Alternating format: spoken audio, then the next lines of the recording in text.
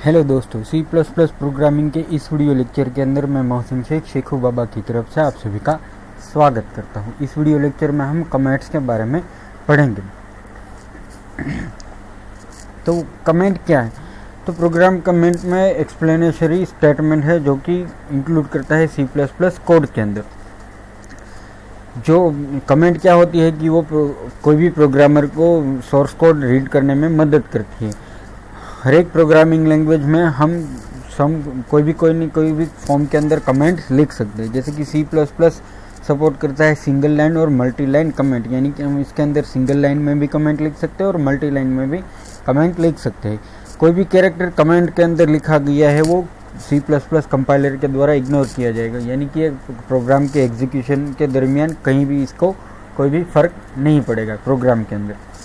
तो यहाँ पर सी प्लस प्लस में कैसे, तो यहाँ पर ये है सिंगल लाइन कमेंट की, इसमें है स्लैश और एस्टेरिक, फिर उसके अंदर हमने कमेंट लिखी कि दिस इज़ अ कमेंट, उसके बाद एस्टेरिक और स्लैश करके वो कमेंट ख़त्म कर दी, यानी कि ये सिंगल लाइन कमेंट है।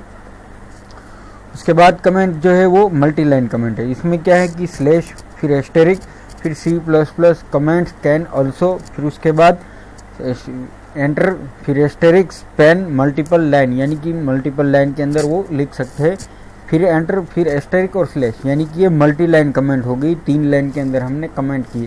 तो ये तीनों के लाइन के अंदर क्या है कि पहले स्लैश और एस्टेरिक तो किया, लेकिन उसके बाद दूसरी लाइन के अंदर हमने सिर्फ एस्टेरिक ही किया, और तीसरी लाइन के अंदर हमने एस्टेरिक और स्लैश करके हमने कमेंट को एंड दिखा दी। जैसे कि हम स्टेटमेंट के अंदर सेमीकोलन करके एंड करते हैं, इसी तरह हमने यहाँ पर एस्टेरिक और स्लैश से इसकी एंड कर दी। इसके अलावा भी हम एक कमेंट लिख सकते हैं कि डबल स्लैश करके हम हमारे स्टेटमेंट के आखिर में कमेंट लिख सकते हैं।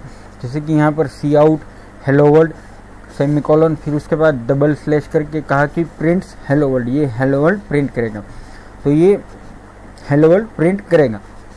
तो इसी को हम हमारे प्रैक्टिकल एग्जाम्पल के अंदर समझ लेते हैं। जैसे कि यहाँ पर हमने एक छोटा सा प्रोग्राम बनाया हुआ है, ये मल्टी लाइन कमेंट भी हमने लिखी हुई है, जिसके अंदर ये सिंगल लाइन भी है और यहाँ पर मल्टी लाइन भी कर सकते हैं। इसको यहाँ पर ऐसे asterisk main program start from here, दोनों बार सेम लिखिए, ठीक है। उसके बाद क्या किया कि मेन प्रोग्राम को स्टार्ट करके INT i=5 कर दिया कि INT =5। फिर उसके बाद हमने कमेंट लिखी कि INT is a variable and it's value is 5, यानी कि INT जो वेरिएबल है उसकी वैल्यू 5 है, उसके अंदर हमने 5 वैल्यू स्टोर की है। फिर उसके बाद यहाँ पर उसको प्रिंट करा दिया cout the value of i is, और उसके बाद i, और उसके बाद लाइन की एंड करा दी। तो इसको हम कंपाइल करते हैं, कोई भी एरर नहीं। अब इसे रन करते हैं, कंटिन्यू एग्जीक्यूशन। तो आप देख सकते हैं कि जो हमने कमेंट लिखी थी उसका इफेक्ट बिल्कुल हमारे प्रोग्राम के ऊपर कहीं भी नहीं पड़ता।